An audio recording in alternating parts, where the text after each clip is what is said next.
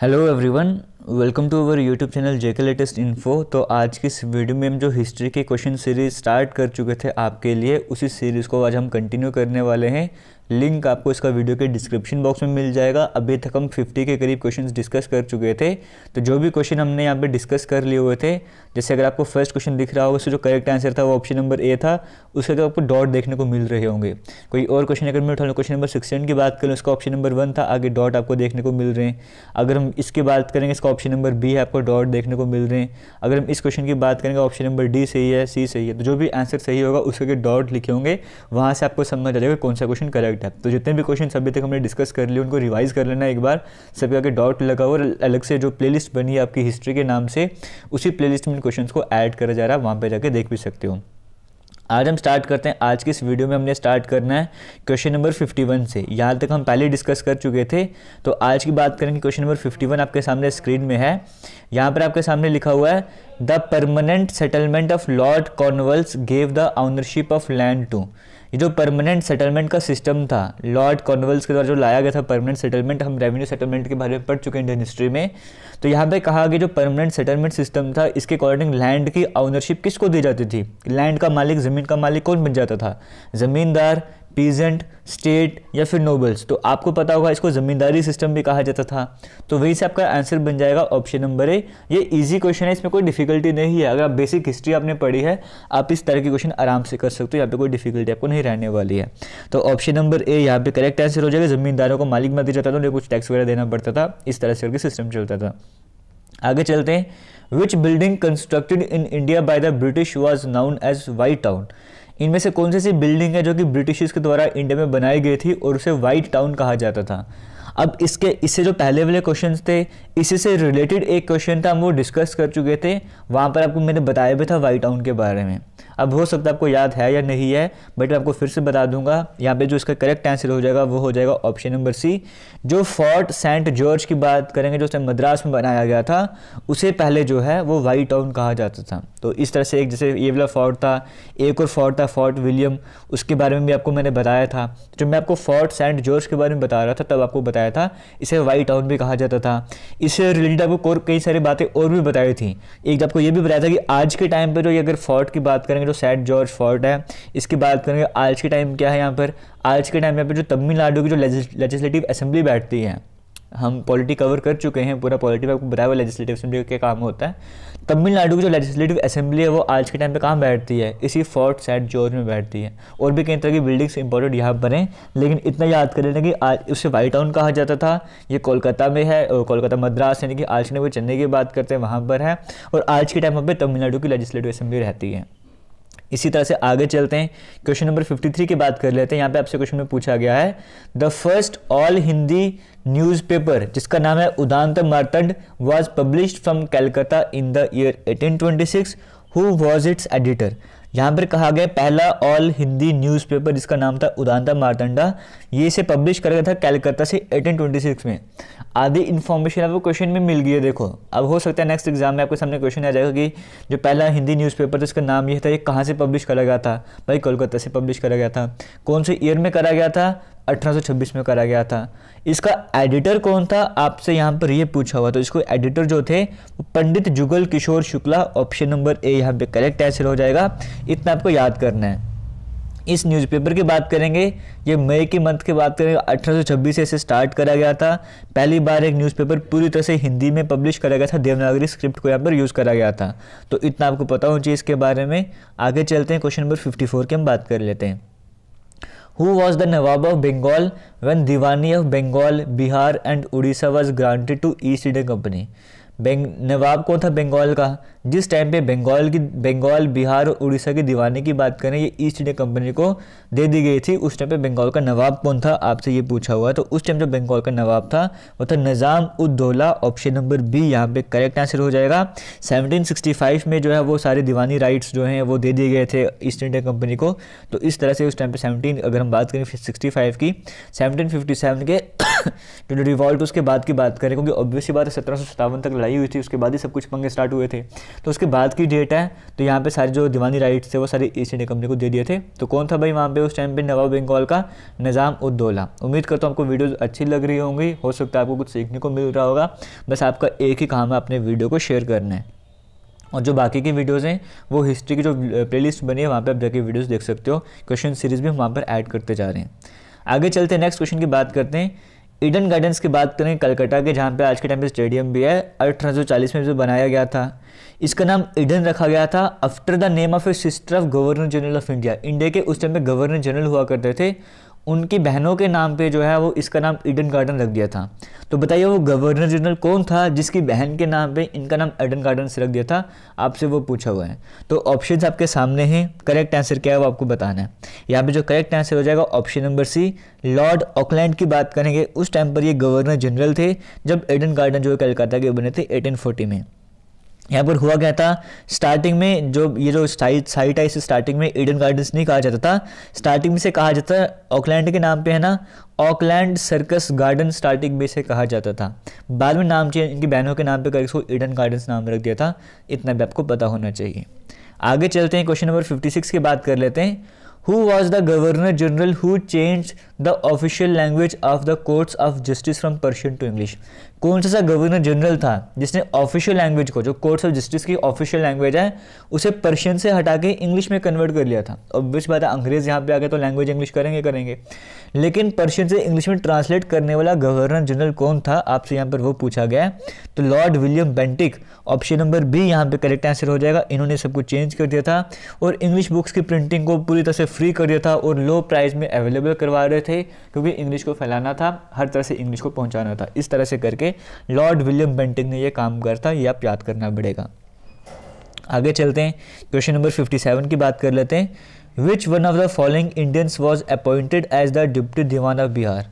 इनमें से किसे जो है वो deputy diwan of Bihar appoint करा गया था? आपको यहाँ पे अगर हम करेक्ट आंसर की पहले बात कर लेते हैं, राजा शितब राय, ऑप्शन नंबर डी आपको देखने को मिल रहा होगा। इन्हें डिप्टी दीवान बनाया गया था बिहार का, क्योंकि भाई टैक्स वगैरह कलेक्ट करना होता था, दीवानी फंक्शंस होते थे, उसके लिए कंपनी ईस्ट इंडिया कंपनी की बात करेंगे, इन्होंने एक नहीं, इन्होंने 2 डिप्टी दीवान जो है वो अपॉइंट करे थे। एक थे मोहम्मद रजा खान, ये जो बंगाल के थे, और एक थे राजा सितब राय, ये बिहार के थे। तो यहाँ पे बिहार का पूछा हुआ है, राजा सितब राय आंसर आ जाएगा। लेकिन अगर यहाँ पे बिहार की जगह अगर यहाँ पे आपको बंगाल बोल दिया होता तो वहाँ पे मोहम्मद रजा खान आपको याद करना पड़ेगा। इस तरह से करके आपको ये रिवाइज को याद करना पड़ेगा। आगे चलते हैं क्वेश्चन नंबर 58 की। कमेंट सेक्शन में कमेंट करके बता रहा, देखो आपको मैं बता दूं आज हम 20 क्वेश्चंस डिस्कस कर रहे हैं। कमेंट सेक्शन में कमेंट करके बता रहे कि आपके 20 में से कितने क्वेश्चन सही हुए हैं, वो आपने कमेंट सेक्शन में कमेंट करके बताना है। और एक प्लेलिस्ट हमारी और चल रही है, अलग से प्लेलिस्ट बनी हुई है क्वेश्चंस आस्क्ड जेकेएसएसबी, जहाँ पे जेकेएसएसबी एग्जाम में जो भी क्वेश्चंस पूछे गए हैं वो सभी हम आपको वहाँ पे करवाते जा रहे हैं। तो वो वाली वीडियोस जाके भी आप जरूर देखिए, वहाँ पे आपको डेप्थ में समझाया जा रहा है, हर एक ऑप्शन को इलैबोरेट करा जा रहा है, ताकि आपके एग्जाम में आने वाले एग्जाम में आपकी हेल्प हो सके। क्वेश्चन नंबर 58 की बात करते हैं। Who founded the independent state of Awadh? Awadh जो इंडिपेंडेंट स्टेट था एक टाइम पर, इसके फाउंडेशन किसने करी थी? इस तरह से आपसे पूछा गया है। ऑप्शन आपके सामने है। सदत खान जो है ये करेक्ट आंसर हो जाएगा। सदत खान ने फाउंडेशन करी थी इंडिपेंडेंट स्टेट ऑफ अवध की। यहाँ पर सदत खान की बात करेंगे, एक क्वेश्चन यहाँ पे और बन सकता है, सदत खान को किस और नाम से बुलाया जाता था? तो बुरहान उल मुल्क है जिस नाम से इनको बुलाया जाए। सदात खान का एक नाम और था बुरहान उल मुल्क, इन्होंने जो है वो इंडिपेंडेंट स्टेट अवध का जो है बनाया था, इस तरह से कह सकते हो। आगे चलते हैं, क्वेश्चन नंबर 59 की बात कर लेते हैं। Who among the following had started the public works department in India in 1848? PWD की बात करेंगे, पब्लिक वर्क्स डिपार्टमेंट की जो है वो स्टार्टिंग किसने करी थी इंडिया में? 1848 में जो पब्लिक वर्क्स डिपार्टमेंट आ गया था। बट ये पब्लिक वर्क डिपार्टमेंट जो स्टार्ट किसने करा था, आपसे ये पूछा हुआ है। लॉर्ड डलहौजी की बात करेंगे, लॉर्ड डलहौजी के द्वारा पब्लिक वर्क डिपार्टमेंट जो है वो स्टार्ट करा गया था। इससे पहले क्या हुआ करता था, जो PWD का काम हुआ करता था वो मिलिट्री बोर्ड के द्वारा करा जाता था। अब मिलिट्री बोर्ड हटा के एक नया डिपार्टमेंट लेकर आए थे, पब्लिक वर्क डिपार्टमेंट। और इस डिपार्टमेंट की बात करेंगे, अलग से फंड्स आते थे, कोई कैनाल नहरें वगैरह बनानी है, ब्रिज वगैरह बनाने, रोड्स वगैरह बनाने, अलग से फंड आते थे। और सिर्फ पब्लिक वर्क डिपार्टमेंट इस पर काम किया करता था। कई तरह के कैनाल बनाए गए थे, ब्रिजेस कंप्लीट करे गए थे, और इसी तरह से करते करते इंजीनियरिंग सर्विसेज वहाँ पे इंडिया में लाई गई थी धीरे करते करते। तो पब्लिक वर्क डिपार्टमेंट का बड़ा इफेक्ट पड़ा था, ये अलग से बनाया गया था। पहले सारे काम मिलिट्री जो है बोर्ड वो कर रहा था, लेकिन पब्लिक वर्क डिपार्टमेंट अलग से आ गया था। बट कौन लेकर आया था? लॉर्ड डलहौजी यहाँ पर लेके आया था। डलहौजी ने डल लेक याद कर लेना कि डल लेक है तो वहाँ से पानी निकाल सकते हैं, कैनाल बना सकते हैं, ऊपर पुल बना सकते हैं। तो लॉर्ड डलहौजी यहाँ पे करेक्ट आंसर, जिसने पब्लिक वर्क डिपार्टमेंट का स्टार्टिंग करी थी। आगे चलते हैं, क्वेश्चन नंबर 60 की बात करते हैं। Between which station was the first railway line open in India? कौन से स्टेशन ऐसे थे जिनके बीच में पहली रेलवे लाइन जो चली थी वो कौन से स्टेशन के बीच में चली थी? 1853 में आपको पता है रेलवे लाइन हमारे इंडिया में स्टार्ट हो गई थी, बॉम्बे से थाने तक चली थी। 34 किलोमीटर का डिस्टेंस यहाँ पे इसने कवर करा था। बॉम्बे के बोरी बंदर जगह वहाँ से लेकर तो थाने तक ये चली थी, इतना आपको याद होना चाहिए। तो Bombay to Thane, option number D यहाँ पे करेक्ट आंसर हो जाएगा। आगे चलते हैं, नेक्स्ट क्वेश्चन की बात करते हैं। क्वेश्चन नंबर 61 की बात कर लेते हैं। Ryotwari settlement of Madras was introduced by, जो रियोतवारी सेटलमेंट है मद्रास का, ये जो रियोतवारी सेटलमेंट सिस्टम है मद्रास का, इसको किसने इंट्रोड्यूस करा था? कॉर्नवाल्स ने, डलहौजी ने, वेल्सले ने या फिर मुनरो ने? अब ये भाई जो रेवेन्यू सेटलमेंट सिस्टम है इसको बच्चे से पढ़ चुके हैं तो इसका आपको पता हो चाहिए। रियोतवारी सिस्टम मतलब रियोत से डायरेक्ट यहाँ पे ज़मींदारों को हटा के डायरेक्ट रियोत जो कल्टीवेटर था डायरेक्ट उससे पार्टनरशिप करी जाती है, उससे सेटलमेंट करी जाती है, ठीक है। तो जो रियोतवारी सिस्टम था मद्रास का, ये किसके द्वारा स्टार्ट कर गया था आपसे वो पूछा गया। तो लॉर्ड मुनरो की बात करेंगे, थॉमस मुनरो, इसके द्वारा ये स्टार्ट करा गया था। तो ऑप्शन नंबर डी यहाँ पे करेक्ट आंसर हो जाएगा। आगे चलते हैं। The first tribal group who rose against the British was, पहला ऐसा कौन सा ट्राइबल ग्रुप था जो ब्रिटिशर्स के अगेंस्ट खड़ा हुआ था? पहला ऐसा ट्राइबल ग्रुप, आज के टाइम पे ट्राइबल ग्रुप जो है वो मेघालय में, असम में, बांग्लादेश में देखने को मिलता है, एसटी कैटेगरी का दर्जा मिला हुआ है। जो पहला ट्राइबल ग्रुप था जो अंग्रेजों के खिलाफ लड़ा था, इनमें से वो कौन सा था आपसे वो पूछा गया। वो खासिस वाला ग्रुप था, ऑप्शन नंबर 3 यहाँ पे करेक्ट आंसर हो जाएगा। आगे चलते हैं, क्वेश्चन नंबर 63 की बात करते हैं। भाई अभी ये रेवेन्यू सिस्टम का अभी हम पढ़ चुके थे, परमानेंट सेटलमेंट सिस्टम ये कौन लेकर आया था? आपसे सीधा वही क्वेश्चन पूछा हुआ, तो लॉर्ड कॉर्नवाल्स के द्वारा ये लाया गया था। अगर हम बात करेंगे परमानेंट सेटलमेंट की, ये लाया था लॉर्ड कॉर्नवाल्स। एक अगर हम बात करते हैं रियोतवारी सिस्टम की, वो लेकर आया था हमारे पास ये मुनरो।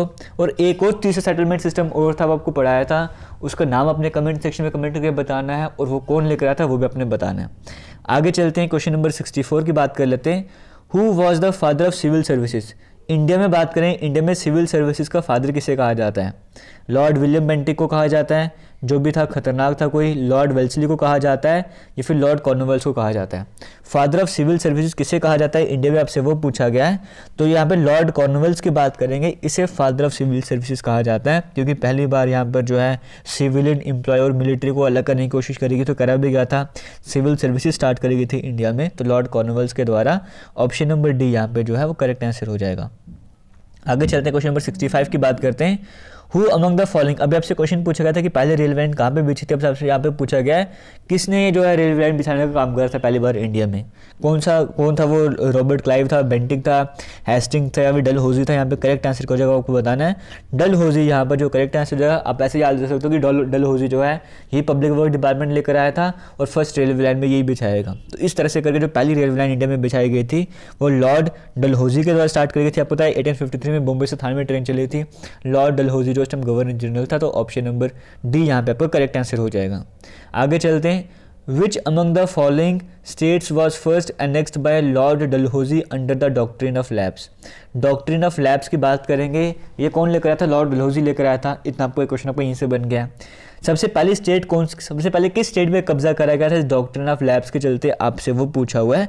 तो सबसे पहले जो सतारा की बात करेंगे, जो कि महाराष्ट्र का पार्ट माना जाता है, यहाँ पे सबसे पहले इसे कब्जा करा गया था। इस पर 1848 में जो है डॉक्ट्रिन ऑफ लैब्स के चलते सबसे पहले सतारा को अपने कंट्रोल में करा गया था लॉर्ड डलहौजी के द्वारा। इसके बाद झांसी था, नागपुर था, ये 1854 में इस तरह से सिस्टम चलता जा रहा था ये वाला। इसी के बाद 1857 का रिवॉल्ट भी हुआ था, आपको पता है सभी को, ये भी एक रीज़न था उसमें। आगे चलते हैं, क्वेश्चन नंबर 67 की बात करते हैं। टॉम्ब ऑफ लॉर्ड कॉर्नवाल्स, लॉर्ड कॉर्नवाल्स की बात करेंगे। लॉर्ड कॉर्नवाल्स का आपको क्या पता है? सी से कॉर्नवाल्स और सी से सिविल सर्विसेज लॉर्ड कॉर्नवाल्स ने स्टार्ट करी थी। इसका जो टॉम्ब है, जब डेथ हो गई थी कहाँ पे दफनाया गया था, उस टॉम्ब कहाँ पे बनाया गया था? जो टॉम्ब है वो कहाँ पर सिचुएटेड है, अभी भी है, कहाँ पर है वो आपसे वो पूछा गया है। तो वो प्रेजेंट में गाजीपुर में है, यानी कि यूपी की हम बात करते हैं, वहाँ पे देखने को मिलता है। तो ऑप्शन नंबर 1 यहाँ पे करेक्ट आंसर हो जाएगा। आगे चलते हैं, क्वेश्चन नंबर 68 की बात करते हैं। Which governor general has abolished slavery in India? इनमें से कौन सा गवर्नर जनरल ऐसा है जिसने स्लेवरी का जो सिस्टम है इंडिया में वो ख़त्म कर दिया था? तो लॉर्ड एलन बोरोक यहाँ पे जो है option number D correct answer हो जाएगा। एक इंडियन स्लेवरी एक्ट आया था 1843 में, उसके बाद जो है इस स्लेवरी सिस्टम को ख़त्म कर दिया था। तो ऑप्शन नंबर डी यहाँ पे करेक्ट आंसर हो जाएगा। आगे चलते हैं, क्वेश्चन नंबर 69 की बात कर लेते हैं। हेवन बोर्न जनरल किसे कहा जाता है, इनमें से आपसे वो पूछा गया। तो हेवन बोर्न जनरल यहाँ पर जो है रॉबर्ट क्लाइव को कहा जाता है। आपसे ये भी पूछा जा सकता है कि heaven born general Robert Clive को कहा जाता है, ये टाइटल किसने दिया था हेवन बोर्न जनरल का? तो विलियम पिट द एल्डर की बात करेंगे, इन्होंने यहाँ पर जो है वो हेवन बोर्न जनरल का टाइटल दिया था। विलियम पिट ने किसको दिया था? रॉबर्ट क्लाइव को। आज के लास्ट क्वेश्चन की बात करते हैं और आपको बताना चाहूँगा डिस्क्रिप्शन बॉक्स में आपको लिंक मिल जाएगा। हमारे जेकेपी एसआई का क्रैश कोर्स भी चल रहा है, वाइल्ड लाइफ गार्ड जैसे कोर्सेज वगैरह भी चल रहे हैं। डिस्क्रिप्शन बॉक्स में लिंक मिल जाएगा, वहाँ पे जाकर ज्वाइन करना चाहते हो आप ज्वाइन कर सकते हो। आज के लास्ट क्वेश्चन की बात करते हैं। Who among the following was impeached in the British parliament? Impeachment का प्रोसेस हमने पॉलिटी में पढ़ा था। ब्रिटिश पार्लियामेंट की बात करेंगे, उस टाइम जब इंडिया में ये सारे थे उस टाइम पर किसकी इम्पीचमेंट करी गई थी, आपसे वो पूछा है। तो यहाँ पे वारेन हेस्टिंग्स की बात करेंगे, इनकी इम्पीचमेंट करी गई थी 1787 में। यहाँ पे ईयर मेंशन है बट 1787, 57 है, 87 ऐसे करके याद कर लेना। 1787 में वारेन हेस्टिंग्स की बात करेंगे, इनका इम्पीचमेंट का प्रोसेस यहाँ पे चला था वहाँ पर जाके। तो यहाँ पे कई तरह के चार्जेस इन पे लगाए गए थे। उसके बाद यहाँ पर जो है मतलब वारेन हेस्टिंग्स वगैरह जो उसको वहाँ से अलग कर दिया गया था इस तरह से करके। तो आपसे सिंपल इतना याद रखना कि वारेन हेस्टिंग्स पे प्रोसेस चलाया गया था इम्पीचमेंट का। ऑप्शन नंबर 1 पे करेक्ट आंसर हो जाएगा। उम्मीद करता हूँ आपको वीडियो अच्छी लगी, वीडियो को शेयर भी करोगे। थैंक यू, जय हिंद।